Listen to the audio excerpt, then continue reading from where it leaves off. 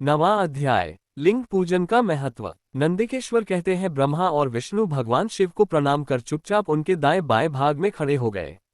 उन्होंने पूजनीय महादेव जी को श्रेष्ठ आसन पर बैठाकर पवित्र वस्तुओं से उनका पूजन किया। दीर्घ काल तक स्थिर रहने वाली वस्तुओं को पुष्प वस्तु तथा अल्पकाल तक टिकने वाली वस्तुओं को प्राकृत वस्तु कहते हैं।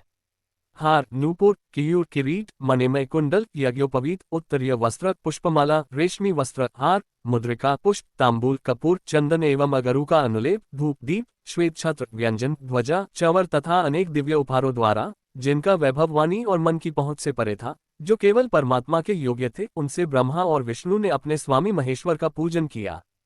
इससे प्रसन्न होकर भगवान शिव ने दोनों देवताओं से मुस्कुराकर कहा, पुत्रों, आज तुम्हारे द्वारा की गई पूजा से मैं बहुत प्रसन्न हूँ।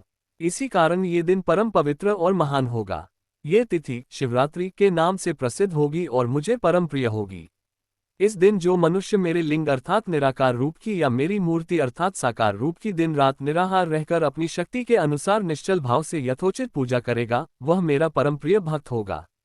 पूरे वर्ष भर निरंतर मेरी पूजा करने पर जो फल मिलता है, वह फल शिवरात्रि को मेरा पूजन करके मनुष्य तत्काल प्राप्त कर लेता है।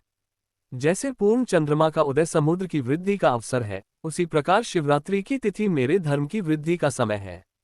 इस तिथि को मेरी स्थापना का मंगलमय उत्सव होना चाहिए। मैं मार्गशीर्ष मास में आर्द्रा नक्षत्र से युक्त पूर्णमासी या प्रतिपदा को ज्योतिर्मय स्तंभ के रूप में प्रकट हुआ था। इस दिन जो भी मनुष्य पार्वती सहित मेरा दर्शन करता है अथवा मेरी मूर्ति या लिंग की झांकी निकालता है, वह मेरे लिए कार्तिकेय से भी अधिक प्रिय है। इस शुभ शुभ दिन मेरे दर्शन मात्र से पूरा फल प्राप्त होता है। यदि दर्शन के साथ मेरा पूजन भी किया जाए तो इतना अधिक फल प्राप्त होता है कि वाणी द्वारा उसका वर्णन नहीं किया जा सकता। लिंग रूप में प्रकट होकर मैं बहुत बड़ा हो गया था, अतः लिंग के कारण ये भूतल लिंग स्थान के नाम से प्रसिद्ध हुआ। जगत के लोग इसका दर्शन और पूजन कर सकें, इसके लिए यह अनादि और अनंत ज्योति स्तंभ अथवा ज्योतिर्मय लिंग अत्यंत छोटा हो जाएगा। ये लिंग सब प्रकार के भोग सुलभ कराने वाला तथा भोग और मोक्ष का एकमात्र साधन है। इसका दर्शन, स्पर्श और ध्यान प्राणियों को जन्म और मृत्यु के कष्ट से छुड़ाने वाला है। शिवलिंग के यहाँ प्रकट होने के कारण ये स्थान अरुणाचल नाम से प्रसिद्ध होगा तथा यहाँ बड़े बड़े तीर्थ प्रकट होंगे। इस स्थान पर रहने या मरने से जीवों को मोक्ष प्राप्त होगा। मेरे दो रूप हैं, साकार और निराकार।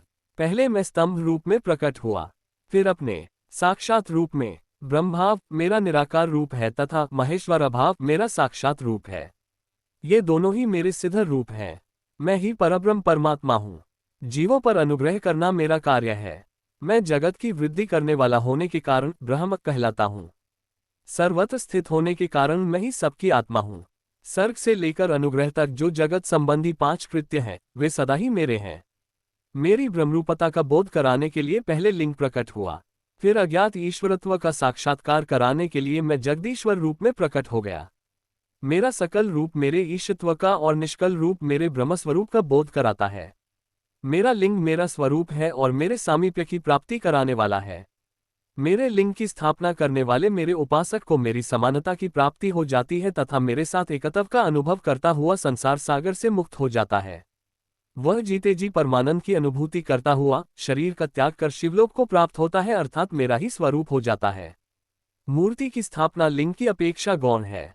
यह उन भक्तों के लिए है जो शिव तत्व के अनुशीलन में सक्षम नहीं है।